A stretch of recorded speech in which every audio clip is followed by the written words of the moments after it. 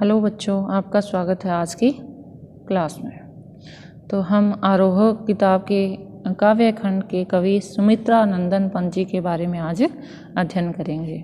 तो सबसे पहले देखते हैं इनका साहित्यिक परिचय। तो जैसा कि बच्चों हमने पहले किया था कि साहित्यिक परिचय के अंतर्गत लिखना क्या होता है, तो इनका जन्म स्थान, जन्म सन और उसके बाद में इनके माता पिता का नाम, इनकी शिक्षा दीक्षा, इनकी प्रमुख रचनाएं, अगर इन्हें कोई सम्मान दिया गया तो वो, और इनकी मृत्यु। तो ये सब किसके अंतर्गत आता है? साहित्यिक परिचय के अंतर्गत आता है। तो ध्यान दो बच्चों, सबसे पहले हम देखते हैं कि जो इनका मूल नाम है, सुमित्रा नंदन पंत जी का जो मूल नाम है वो क्या है? गोसाई दत्त है। इन्होंने क्या है, जो अपना काव्य लिखना शुरू किया तो इन्होंने अपना नाम रखा था सुमित्रा नंदन पंत। तो इनका मूल नाम है गोसाई दत्त और इनका जन्म हुआ था सन 1900 में। कोसानी जिला अल्मोड़ा उत्तरांचल में इनका जन्म हुआ था। अब है इनकी रचनाएं। तो इनकी प्रमुख रचना है वीणा, ग्रंथि, पल्लव, गुंजन, युगवाणी, ग्राम्य, चिदम्बरा, उत्तरा, स्वर्ण किरण, कला और बूढ़ा चांद, लोकायतन आदि। अब है कि इन्हें कौन कौन से सम्मान दिए गए। तो इन्हें भारतीय ज्ञानपीठ पुरस्कार दिया गया, साहित्य अकादमी पुरस्कार दिया गया, सोवियत लैंड नेहरू पुरस्कार दिया गया और इन्हें क्या है, पद्म भूषण से भी सम्मानित किया गया था। इनकी मृत्यु सन 1970 में हुई थी। ये क्या है? छायावाद के कवि थे। कौन से काल के हैं ये? आधुनिक काल में छायावाद के ये प्रमुख कवि माने जाते हैं। इन्हें क्या है, इनका जो महत्वपूर्ण स्तंभ है, सुमित्रा नंदन पंत क्या है? प्रकृति के चितेरे कवि है, यानी इन्होंने प्रकृति के बारे में बहुत कुछ लिखा है। हिंदी कविता में प्रकृति को पहली बार प्रमुख विषय बनाने का काम पंत जी ने ही किया था। उनकी कविता प्रकृति और मनुष्य के अंतरंग संबंधों का दस्तावेज है। अब इनका जन्म स्थान क्या है? कोसानी। तो इनकी जो प्रारंभिक शिक्षा हुई थी वो कहाँ हुई थी? कोसानी गांव में। और इन्होंने उच्च शिक्षा बनारस और इलाहाबाद से ली थी। युवावस्था तक पहुँचते पहुँचते महात्मा गांधी के असहयोग आंदोलन से प्रभावित होकर, यानी जब ये क्या है उच्च शिक्षा प्राप्त कर रहे थे, उस समय क्या था?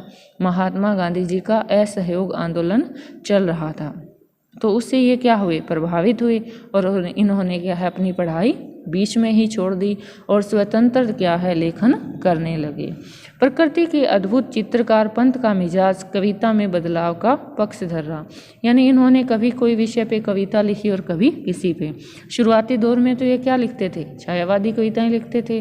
पल पल परिवर्तित प्रकृति वेश इन्हें जादू की तरह आकृष्ट कर रहा था। बाद में चलकर प्रगतिशील दौर में ताज और वे आँखें जैसी कविताएं भी इन्होंने लिखी हैं। इसके साथ ही अरविंद के मानववाद से प्रभावित होकर मानव तुम सबसे सुंदरतम जैसी पंक्तियां भी इन्होंने लिखी थी। कौन सी पंक्तियां? मानव तुम सबसे सुंदरतम जैसे। उन्होंने नाटक, कहानी, आत्मकथा, उपन्यास और आलोचना के क्षेत्र में भी काम किया है। रूपाब नामक पत्रिका का संपादन भी इन्होंने किया, जिसमें प्रगतिवादी साहित्य पर विस्तार से विचार विमर्श होता था।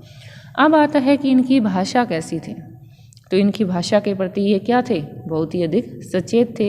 इनकी रचनाएं क्या थी? प्रकृति की जादूगरी जिस भाषा में अभिव्यक्त हुई उसे स्वयं पंत जी ने कौन सी भाषा कहा था? चित्र भाषा की संज्ञा दी थी, यानी जैसा इन्होंने चित्र देखा वैसा इन्होंने लिखा। ब्रजभाषा और खड़ी बोली के विवाद में इन्होंने हमेशा क्या है, खड़ी बोली का ही पक्ष लिया था और पल्लव की जो भूमिका है उसमें इन्होंने खड़ी बोली का पूर्ण रूप से समर्थन भी किया है। प्रस्तुत कविता, यानी जो कविता है आपके सिलेबस में है, वो है वे आँखें, पंत जी की प्रगतिशील दौर की कविता है। इसमें विकास की विरोधाभासी अवधारणाओं पर करारा प्रहार किया गया है। युग युग से शोषण के शिकार किसान का जीवन कवि को आहत करता है। दुखद बात यह है कि स्वाधीन भारत में भी किसानों को केंद्र में रखकर व्यवस्था ने निर्णायक हस्तक्षेप नहीं किया।